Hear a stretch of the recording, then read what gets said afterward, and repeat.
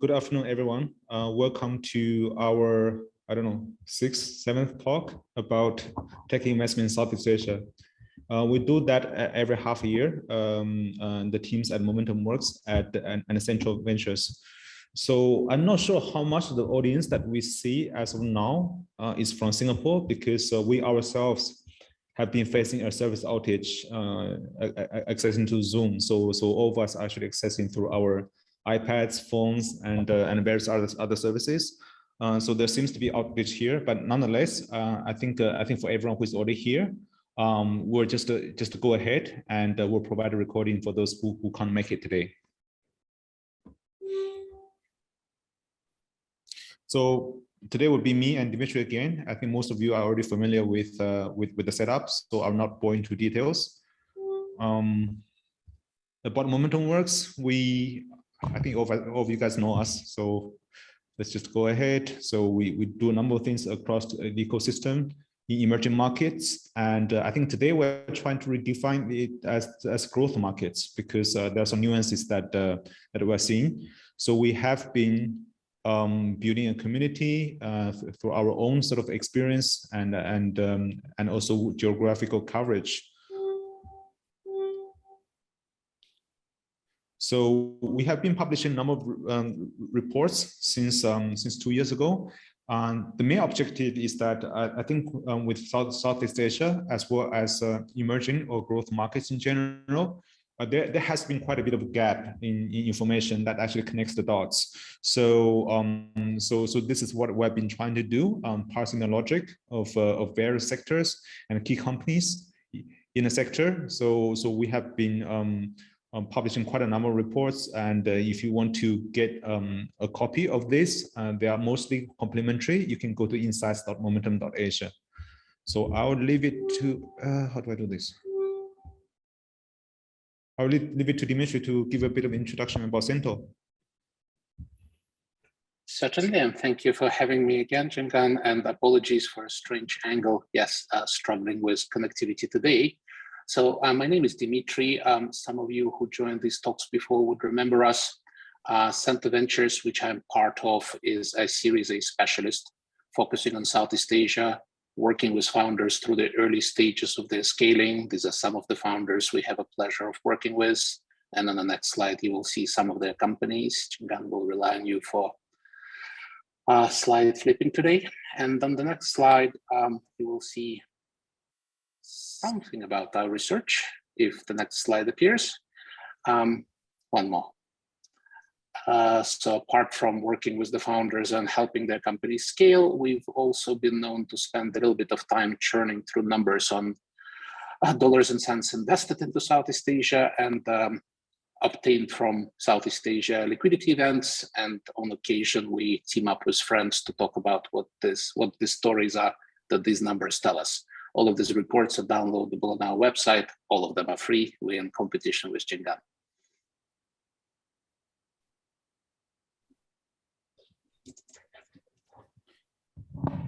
So I think the talk today is based on the report that I think Cento and us we have released in various languages on Southeast Asia investment in 2021, and I think the theme we look at it is on a crest of a wave. So obviously, I mean, all of you guys have been following what's going on quite closely. Dmitry will give you a lowdown about the dollars and cents as he has always been doing. You will see that 2021 looks very, very promising, but of course, I mean, everyone here would know that since November 2021, the public market has been very, very painful for everyone who is a participant. Of course, some people behave differently, but these are the key things that we are hoping to cover today. So first will be a record year across every metric, followed by a record correction. That's the elephant in the room. And the second is that where does Southeast Asia stand in global growth market context? So we'll do a little bit benchmark against other markets, including Latin America, Africa, and the Middle East. And finally, we'll see, I mean, how does this stand in the whole scale of things? If we compare to the US, where are we now? Then we'll look at, I mean, the new scorecards. So obviously over the past 12 months, a few more companies from this region went public, either through IPO or through SPAC or de-SPACing. So of course, so the performance is out there, and the market is voting.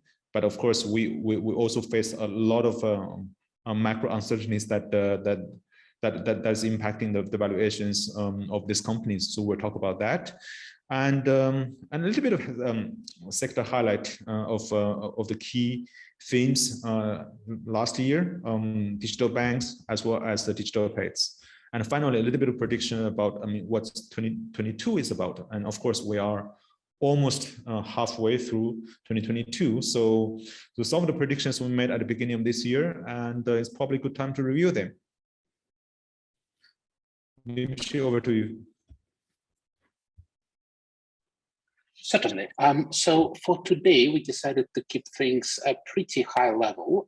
If I could just have my next slide, without even going into details on which sectors of the local ecosystem produced how much. You can see it all in the detailed report. As you can see, 2021 was absolutely spectacular. A bit of a slowdown in the first half, but eventually by end of December, every record has been broken. This was the year globally of, how shall I put it, unfettered enthusiasm in private markets. It was a year of Robin Hood, I should rather say, and Coinbase, and it was a Cento year, and it was a Tiger year, and it was an Altimeter year. And towards the second half of the year, the largesse of American capital markets started spilling over to Southeast Asia in earnest. And if you look at the next slide, it would show that what we have here is a surge of both what we call mega deals, which is to say 100 million plus transactions, and the what we call Series A to Series D stack, which is the Southeast Asia venture ecosystem that we've all been building for the last 10 years. So very gratifying for me as a Series A investor to see that the stack held up and continued putting money into startups from A to D. In Series A alone, I think, let me have a look, what have we got? $3 billion just into Series A alone, which is 10x on what we saw back when we started publishing this report in 2013. As for the late stage mega deals, there was a bit of a slowdown in the first half a year, but that's just because we cut off our reporting in July. As soon as August and September rolled around, we saw a whole bunch of 100 mil plus transactions. And if I were to cluster them, it will be a bunch of companies raising money for their IPOs, some of which since happened and some are still to happen. There has been a surge of activity in a very popular sector that is payment companies across the spectrum of payments. And on top of that, Vietnam has put in some really solid performance with 3 companies raising late stage rounds.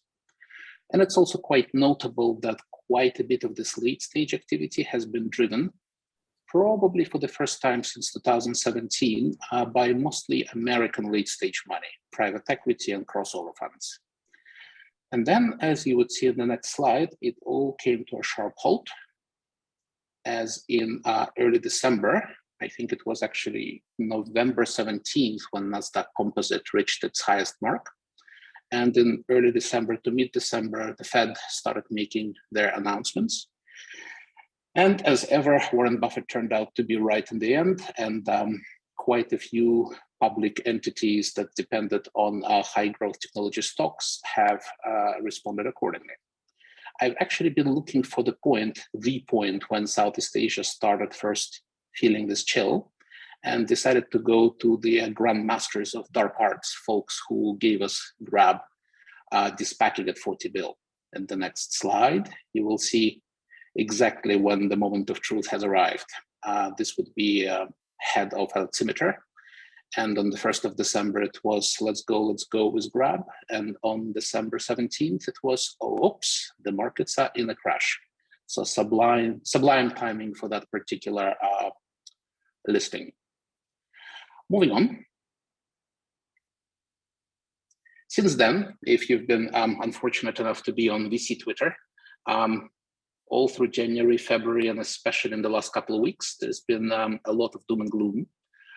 Quite a few senior statesmen of the ecosystem have not so far in Southeast Asia, but very much in the US, put out the obligatory pieces about conservatism and fundamentals and multiples, and made a little bit of fun of crossover funds and venture tourists. And generally, judging by my inbox and judging by the Twitter feed of the last few days, we are now down to, I think, the darkest mood since probably 2008. And I have a feeling that in the next couple of weeks and months, we'll read the rest of it, similar material from the leading lights here in Southeast Asia. Well, let's go to the next slide and have a look at the various narratives that are currently present. And I wish we could spend a little bit more time going through nitty-gritty of numbers of end of 2021, but it's now all completely irrelevant because the markets have reset so hard. And I think there is now 10, 12 different renditions of what happens next. Because Altimeter have shown themselves to be so good at timing the market, I'll stick with their research, which currently shows that there is really nothing to worry about. All that's happening is that sector after sector, digital economy is coming back to the baseline it was sticking to pre-January 2020. Well, it's hard to say what's going to happen next. These trend lines might continue going, or they might stabilize around the red lines. There is one thing we can speak to with certainty, and that would be the facts about fundraising last year, not for the not for the startups, but for the venture firms. Jianggan, if you could give me my next slide. Looking at various sources and trying to understand what's been going on with the dry powder situation, enthusiasm of last 2 years has led us to a point where capital reserves of the venture firms globally are the highest they've ever been.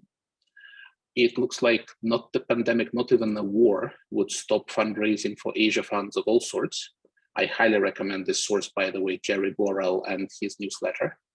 And even PitchBook chimed in and reported that all through Q1 2022, folks who usually run for the hills when the markets adjust, your corporate venture firms, your sovereign funds, they actually stick around. They pulled out of the later stages, but they are definitely sticking to venture class, asset class as a whole. So I would summarize the situation as it's a little bit too early to panic, but let's all collectively enjoy the thought pieces of the next few weeks about the world coming to an end that I'm sure will appear. Moving to the next slide. And yes, pain in the ecosystem is already arriving. Even in Southeast Asia, it's being felt, but it's definitely not equally distributed.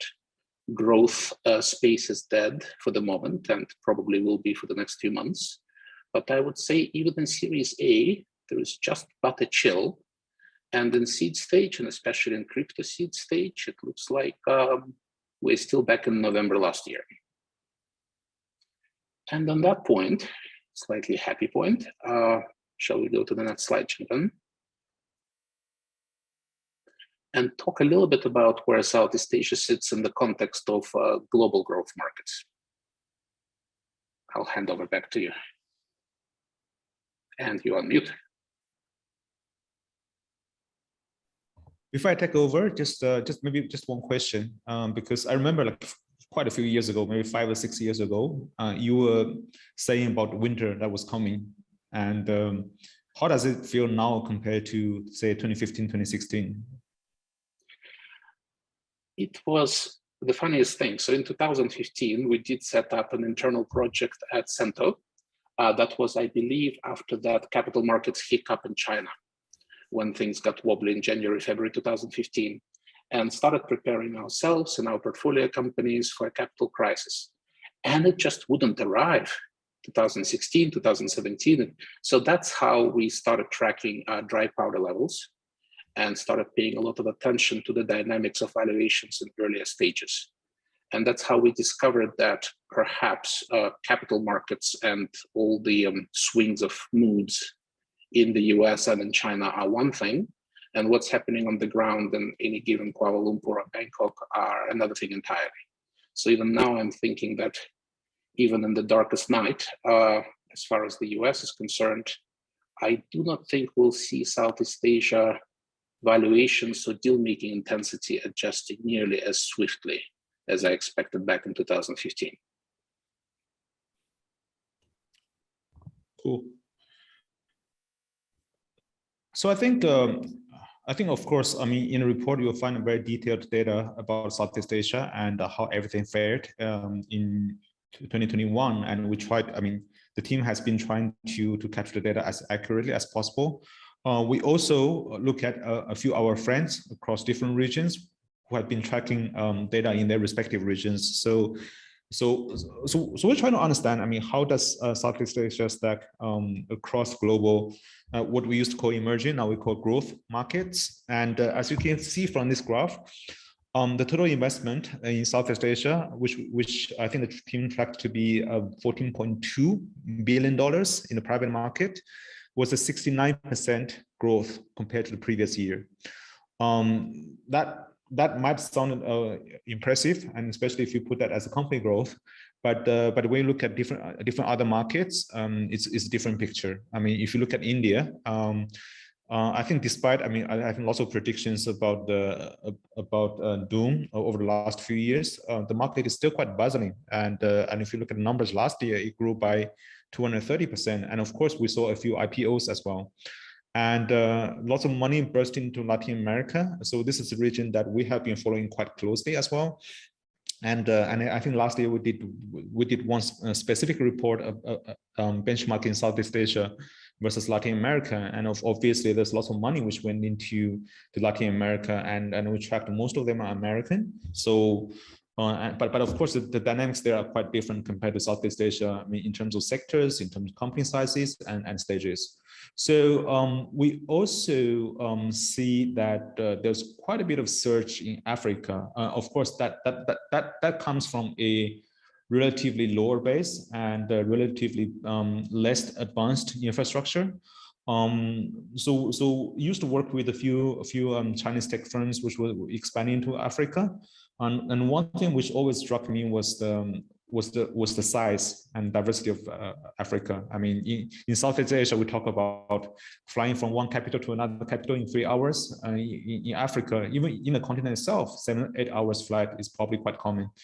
And of course, I mean, the population is similar to that of China, and you have 54 countries. So depending on how you look at it, it's either very difficult to crack, or you can have your risks well diversified, or the political risks, etc.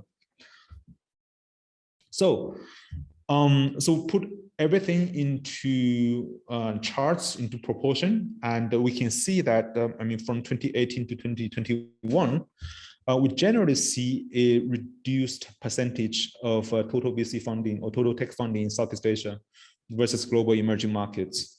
Of course, this can be interpreted in very different ways. You could say that, okay, Southeast Asia is becoming more obscure as investors are looking at opportunities across other markets. But of course, there's also the fact that 2017, 2018, I think especially 2018, there's quite a bit of mega deals going into some of the large multi-vertical companies in Southeast Asia, which I think many people predicted will happen in other markets, but somehow it didn't happen nearly as intensive as compared to Southeast Asia. So we are also in a backdrop of global growth markets funding really leaping by more than 2 times. Yeah, more than 2 times. So of course, I mean, if you remember the previous graph, and what we're really seeing here is that, I mean, many other regions are leaping. And also one of the questions we got frequently asked is that I think everyone from China would be familiar with a time machine theory from Masayoshi Son, and everybody from outside China is probably not familiar with that. We found that in SoftBank's annual report in year 2000, where people are saying, when Masayoshi Son said that the same business model in an advanced economy like the US could be implemented in an emerging economy a few years down the road. So obviously you guys know Rocket Internet, etc., and practice that theory, although they call it a different name. So, but really, if we put where we are now compared to where US is, using the crude term of capital invested, so we are at probably about 24 14, I mean, global emerging markets combined versus US. So that's actually not too bad. I mean, you can all remember 2014, Uber, Airbnb, etc., etc. And allow me to barge in real quick on that slide, because what it tells me really is that, and this has been our persistent theme in the last few conversations, right, including the one that we had last year about Latin America. Historically, everybody who invests into Southeast Asia and India, people would usually compare notes with each other, but very few folks in Southeast Asia invest with an eye towards LATAM, or much less Africa. Folks in Africa would read a few things. Well, some of my investors who invest in Kenya, Nigeria would read a few things about Indonesia, but generally wouldn't spend much time figuring out what Southeast Asia as a whole is up to. That seems to be changing, with almost $70 billion deployed across these 4 geographies. And by the way, we're just not counting Middle East because we couldn't find the decent numbers, but we should. With more than 70 billion deployed across growth markets such as India, Southeast Asia, Latin Africa, and once we get the data, Middle East, that seems to be forming into an asset class of its own within venture capital. And yes, comparison to the level of funding of the US ecosystem is useful.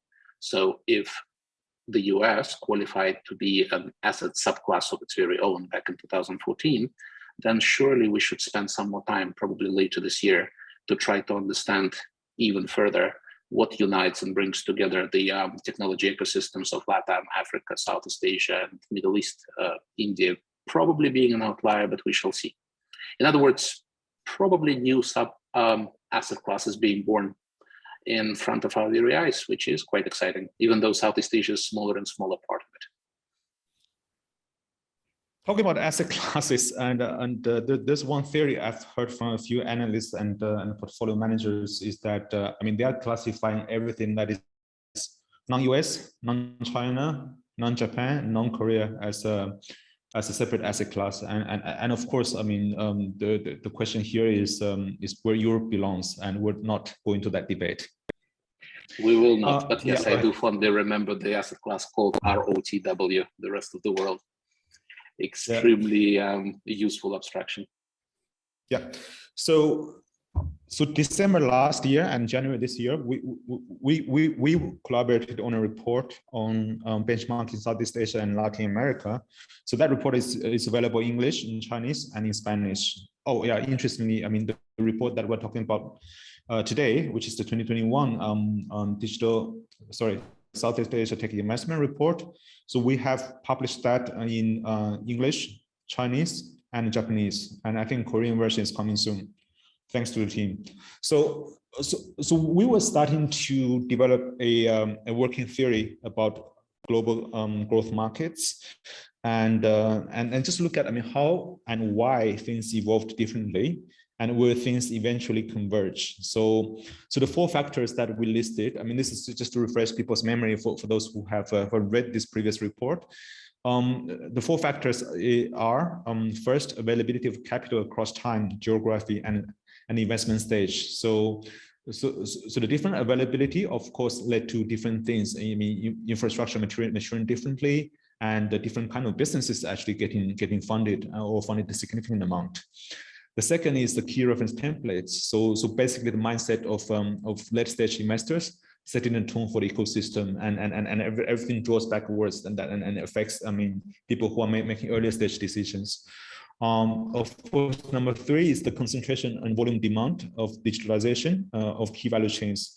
So all of you who are familiar with Southeast Asia will know that there's a significant amount of time and effort and investment which went into digitalizing SMEs, which is micro, small, and medium enterprises. And of course, we have checked the government numbers. There are indeed 65 million MSMEs registered with the government, amongst which I think about 80,000 are not micro. So basically, there's some interesting dynamics going there.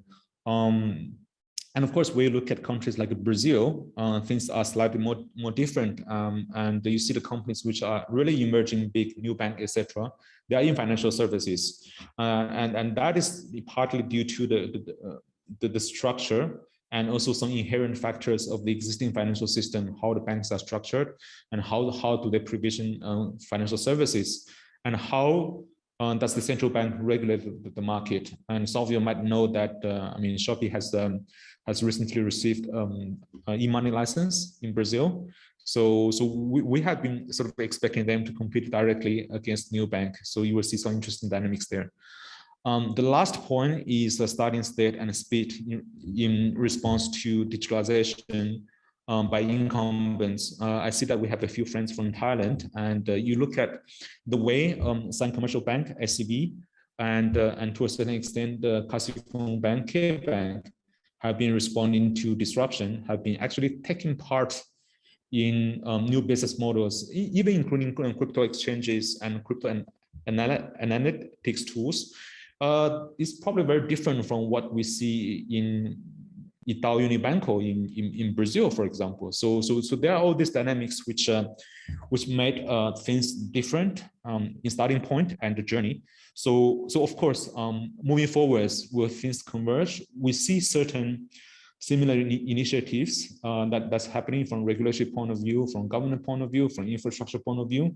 So it's actually quite interesting to watch how these things converge and how companies and investments are what's the word we used? Cross-pollinating across different growth markets, and that probably gives us some pointers about where we should look at in terms of future opportunities. So with that. So new scorecards about IPOs, etc., and exits. I think the first slide belongs to Dmitry. Oh, sure. So as part of our report, we try to keep an eye on liquidity events in Southeast Asia. This is always a very heated, controversial topic, what to count to be a liquidity event. So we have a certain methodology that we explain. Long story short, in 2021, Southeast Asia did produce a record amount of capital. A significant chunk of that has been contributed by a couple of IPOs. Please do note that we did not include results of Grab de-SPACing, as it wasn't really most of it proceeds for the investors. It was cash in for the company. But the genuine cash outs did happen in case of Bukalapak, whatever may have happened to the share price since. And an excellent and much underreported company in Malaysia called Cento is doing credit scoring over there.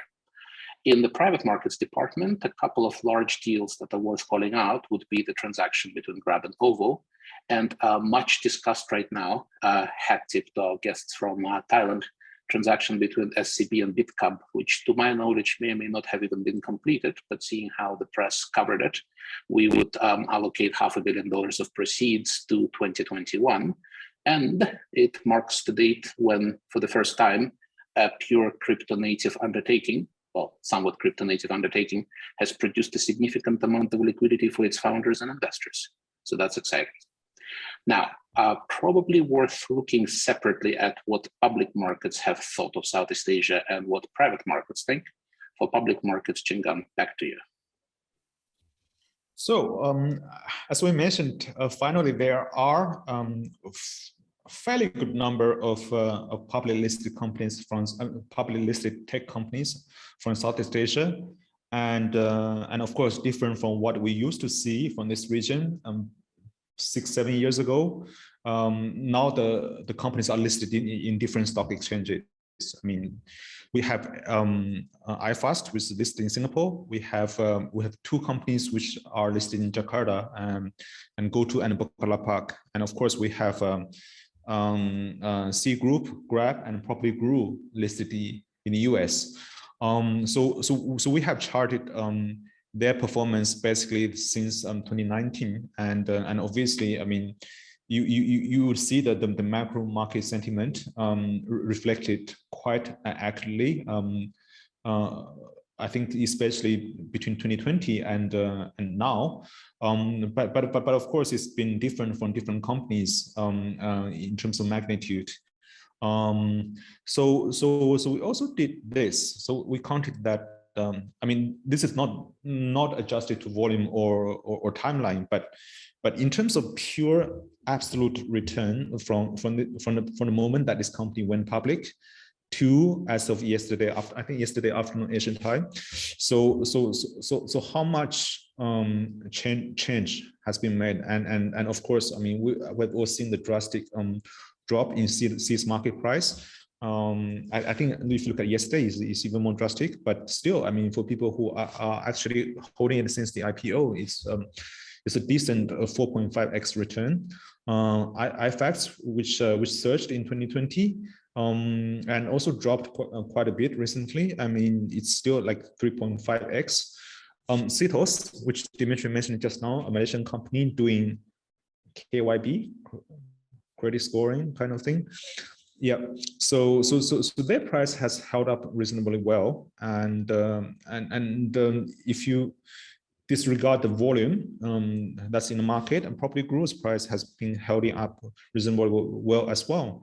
And of course we have GoTo, which went public with last month, and of course you remember that for the first few days, and everybody was debating why was the price holding up, and of course there were a few technical factors that have been discussed across media and across different analysts. So but the price is trending down as we speak, and of course we remember Bukalapak, which went public last year, and where we are now. A few other things that probably serve as some indicators as well. I mean, you guys are all familiar with not necessarily familiar, but you guys all know about Axie Infinity, the game created by Scam Mavis, and of course they have their own coins, and that has gone through a quite drastic sort of a price movement since the second half of last year, and of course another benchmark we look at is the OMG network, which I think is based in Singapore, and it's not entirely active yet, but if you look at the price movement, it also shows something fairly interesting. So I mean, we had one slide in one of our previous presentations where we tracked our friend John Russell, who is now investing for crypto.com, but has been tech journalist in Southeast Asia for more than 10 years. And if you go through the headlines he has been making over the years, you see a clear path of how the market has been developing. So if you, I mean, 2014 to 2016 for me was the heyday of rocket internet in Southeast Asia, but when you look at the local startup ecosystem, it was quite different from what we see now. And of course, we mentioned about the companies going IPO. We mentioned about a lot of money being invested. We talked about the dry powder that's still on the horizon. But also, I mean, things have become much flashier. I mean, if you look at the gala that GoTo put in place for their pre-IPO due diligence, I think that was what the event is called, and it was actually quite enjoyable. And if you look at the word, it's on the top right is future looking, and then you also have the 14-meter giant inflatable monkey outside Lazada's office in Singapore at the moment, and I think that sort of gives people very, very different sentiment compared to a few years ago. So going into very detailed list of companies, Dmitry, back to you. Sure. Yeah, the previous slide provokes thoughts. It's been a story of 10 years now in Southeast Asia. Can you actually exit local tech investments through IPO or not? And I'm still not entirely sure you can, but I note from your slide that now one can lose money on a public tech company listing with much more glamour and at much higher scale. So we are moving slowly forward. Now, our private markets, I will not dwell on all that much. You can find all the gory details in our report. I'll just do my usual round of apologies to the companies that do not think they belong to a square we've put them into.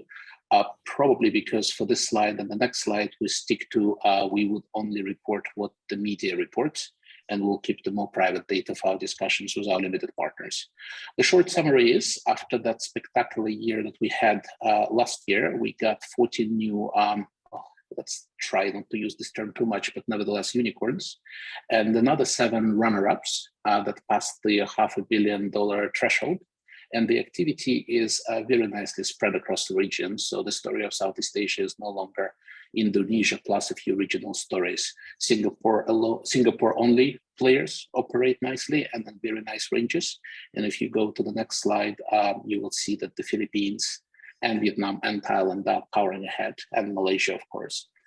The only other thing I would comment on here is that probably you would have heard very different numbers, $20 billion companies, $25 billion companies.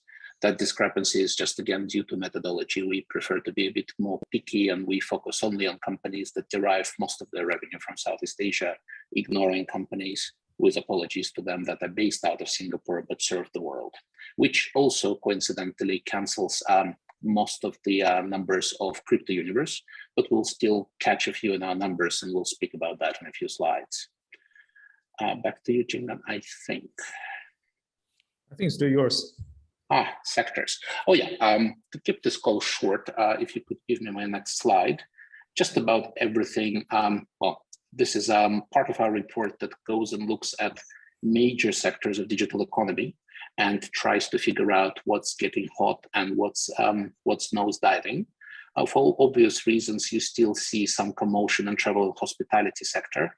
Multi-vertical sector, you would find surprisingly losing steam. It's actually not. It's just that the funding of multi-vertical platforms is now done at the expense of public markets, and we would not be able to track these numbers as we usually do through private rounds.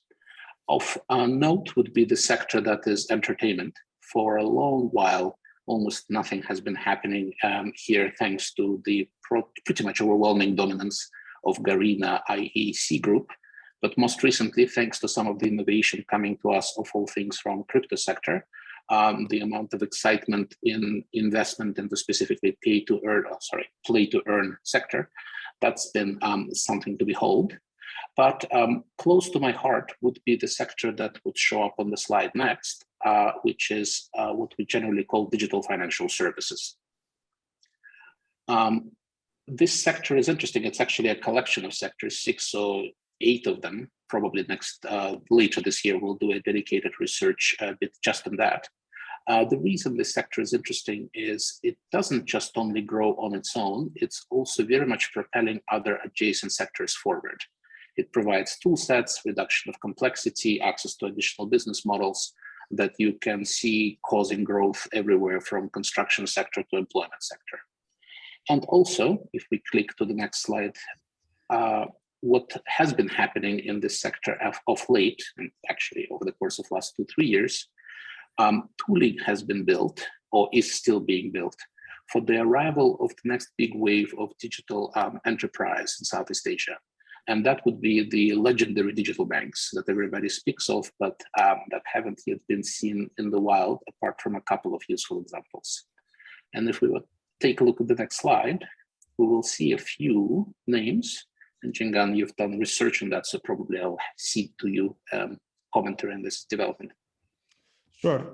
So I think financial services or fintech, digital financial services or fintech is I think it's a constant theme that people talk about in Southeast Asia. And of course, there's also a debate of whether it should form a sector on its own, or it sits on top of many other sectors because to facilitate transactions, to facilitate different stakeholders in other ecosystems. I mean, financial services in terms of lending, in terms of payment, in terms of even credit terms are a sort of key feature of what sort of moves the sectors forward. So of course, many things have been happening in this region, and there are also many subsectors in digital financial services. But if you try to do a crude summary of the key things that happened, so by year, so we'll see that in 2018, I mean, you probably remember like somebody counted what 800 digital wallets being created and promoted in Southeast Asia. And then you see in 2019, payment, et cetera, I mean, B2B credit scoring, et cetera. A lot of infrastructure was being built around ecosystem to facilitate transactions as well as lending. And in 2020, you see the wealth management companies, and especially for those who live in Singapore, you get constantly bombarded by all the ads trying to get you to allocate part of your CPF or whatever spare cash with the fractional trading, etc. And of course, I mean, in our previous presentation, we talked about trading, because there are essentially many different types of companies which got funded are in various sort of trading arenas. So we also had exchanges. So 2021, and we saw the digital banks. In fact, last year we published 4 reports about digital banks. And for more details, you can go to insights.monoton.asia to download these reports. But just wanted to highlight 4 names which are probably noteworthy.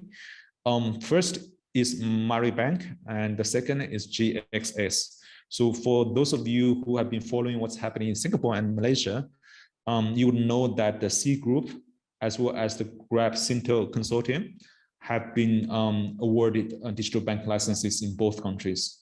And Maribank is the name of CS Digital Bank in Singapore. Of course, we don't know the name that they will eventually assign to the bank in Malaysia yet. In Indonesia, it's called C Bank. And the logo will look very familiar to anybody Chinese.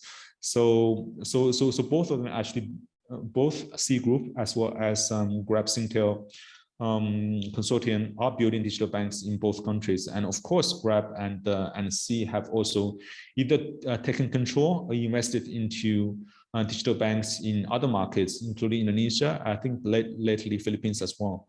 Talking about the Philippines, I mean, you guys are probably familiar with Tonic Bank, or at least know of it. Dmitry, the founder of Tonic Bank is Russian or Ukrainian? I'm not to sort of mention anything. Oh, you had to go there. I think he's American, but he has built a fantastic business in Ukraine before, and has been operating out of Southeast Asia, building fintech companies for a number of years. And to add to that, the Philippines has been a particularly interesting or rather popular destination with the graduates of various neobanks out of Eastern Europe, from ex-executives of Tinkoff, currently escaping Russia, all the way to folks who've built good stuff in Poland and Ukraine and Romania and onwards.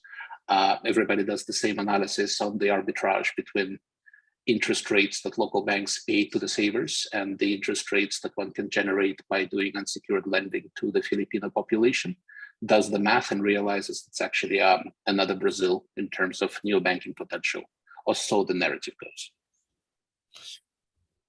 Out of curiosity, since you mentioned Tinkoff, I know the founder, Tinkoff, has made some comments about the Kremlin. So does that impact their business? I think it's no longer his business. He just complained to a number of media outlets that he was forced to sell his stake to a gentleman by the name of Potanin, Russia's largest oligarch, also known as venture capital. And now he is in undisclosed location in Europe somewhere, and a number of his executives are fanning all over the world, starting neobanks elsewhere. Interesting dynamics. And of course, you could say that. Yeah, well, the fourth bank we're mentioning is Jianggan, and for those who know Indonesian, you'll probably know that the name is, I don't know how to translate this name. It means something which is like capable or something. But anyway, so it's probably a listed company, so you can probably find about their results, and I think they have been receiving infusion from Gojek and a few other companies. So what was the latest? I can't remember the latest market cap, but it has built to a fairly significant size. So, and of course, we briefly mentioned about Sky Mavis and Axie Infinity. This company is it's very interesting. So obviously now there are so many different funders, investors, consultants, which try to either incubate or build different play-to-win companies to replicate the success of Axie Infinity. And of course, there's lots of theories which are trying to explain why they became wildly successful since the second half of last year, or in the second half of last year. The founding team, Vietnam based, I think one of the founders is US based, if I remember correctly, and and who went to Yale to study history. So that's very, very interesting dynamics. And I heard from friends in Vietnam that what he actually studied was economic history. So I'm not sure how much that's contributed to the way things are designed within Axie Infinity, but yeah. So you probably know that a bulk of the players who took it very seriously are in the Philippines, and you have the YGG, which now has become something fairly significant, and of course they are also testing other play-to-earn companies. The game is peculiarly also popular in Venezuela, and this is the bird that's only available in Venezuela.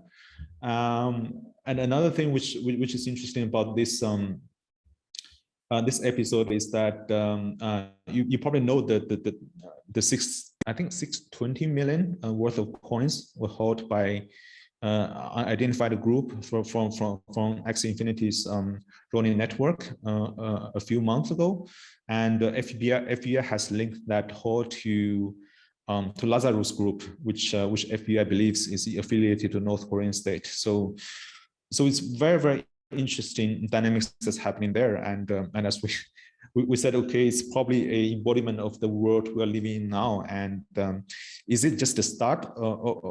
Sorry, is it just a one-off, or is a start of something bigger in terms of phenomenon? So that's something we don't know yet, but it will probably be very interesting to watch, and very interesting to understand what's really happening behind it.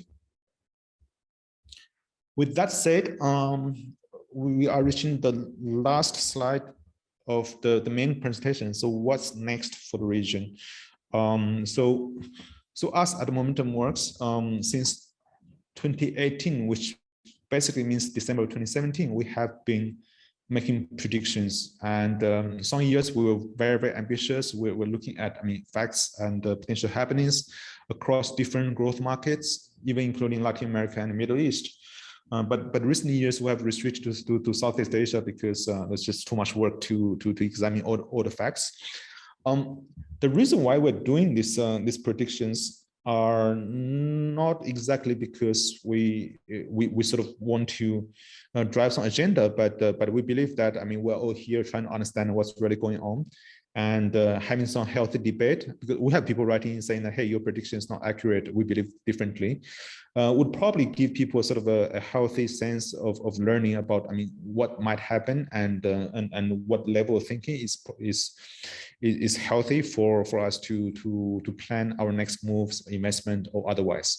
So we have put together some of the predictions we made in December last year, and since now it's almost middle of 2022, so we look at how have they been faring. So we said 3 more unicorns in the region will go public. 2 of them will have prices slide by end of the year.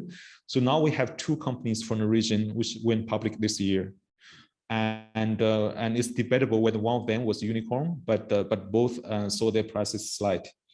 So of course, we hope that that one of them, which will probably go listing later this year, will see the price hold. But that's a question mark that we need to continue to observe, because there's still a lot of macro uncertainties happening. So second, we will see a lot of divestments. Dmitry, I think you are expert in this. Oh yeah, I apologize. I usually try not to provide any predictions, but this one is too obvious. It's just that the surge of capital in the last 2 and probably in the last 7 years has created a whole lot of really complicated companies, conglomerates, groups of businesses that don't really belong under the same roof. And this is the year to make some money by selling some of these subsidiaries, to decomplexify things, to let the operators from out of the constraining internal corporate metrics. And we see it a lot across both large digital companies spinning things out, especially big expensive wallets that they do no longer want to fund, but also even startups that expanded into 5 different spaces, into 3 markets, and then realized that some of this is a bit too much. So that would be the reason behind this. And it's a very safe prediction because it's already happening quite a bit in the last 12 months. One thing we have been mentioning is that major e-commerce platforms will invest heavily in delivery operations. And food delivery platforms will invest in POS to try to have more control over the supply end. Because in these two sectors, we still see a lot of competition, and of course the major companies have been around for 10 years or more, and none of them is making a profit. So there's a bit of a drive to actually show a path to profitability, and of course, I mean, a challenge with many of the sectors is that the ones you sort of put on a break of subsidies and vouchers, and the customers flock to your competitors. So we put this prediction because we believe that, I mean, owning the assets or sort of controlling the assets on the supply end will probably make the positioning a little bit more secure, and also you can flip some of the costs into revenues. So that has been happening with some of the players, and I think I think most of the players will probably have bigger priorities at the moment. So we look at, I mean, social commerce and grocery startups crumble under fierce competition. And of course, I mean, last year you see a lot of 15 minutes instant grocery delivery startups popping up across the world, and you also see that in this region as well. But we have examined the grocery ecosystem in a few countries. It's notoriously hard to deliver a service in a reliable way, facing a supply chain that you can't control. And of course, I mean, some companies are doing a better job in different segments of the value chain. But what we look at are those who are purely consumer facing. Many of them have been struggling, but of course, this is a huge market, 3 or 4 times bigger than food delivery. So everybody's still trying to crack it, and I think the attempts will continue, and it will be interesting to see what other innovations which might come out of this. Crypto wealth management companies emerge. So beginning of this year, the sense is that the 3 companies, Metrixport, Amber, and Babel Finance, so and a few smaller ones would, I mean, essentially they offer very similar things, which is largely staking. So in terms of asset management or whatever they call, so we just don't believe that. I mean, although many of the investors have joined the camp to back one of the 3 or more companies, we just don't think that there will be a market that's with just 3 major players. And so that's one of the predictions we made. I see Ian has a question. A Chinese business finally set up in the region. So that's something which people have been talking about since 2017. 2016 was the year where Alibaba took control over Lazada. So 2017, 2018, 2019, so lots of predictions about Chinese capital flocking to Southeast Asia. But the reality is that, I mean, if you have opportunities to invest in China, why do you bother with the smaller opportunities in Southeast Asia? So in a pandemic, it became impossible, right? I mean, of course, we know some of the major funds, the funders who are either Singaporean or who decided to be in Singapore for whatever personal reasons. But you are in China, you probably know, I mean, you probably feel it. I mean, what's happening with the restrictions that's going around. So I do know a number of companies which are in a setup process. So finally they will have some people on the ground, some boots on the ground. But of course, it's I would say that it's still a challenging sort of adjustment because the valuations in China are probably very different from valuations here. And one of the common reference I hear is that they find it very hard to invest in early stage because of the valuation. But and also I think people have been looking a lot at the major opportunities rather than just looking at the market per se to see, I mean, where are the opportunities that's adaptable to the market.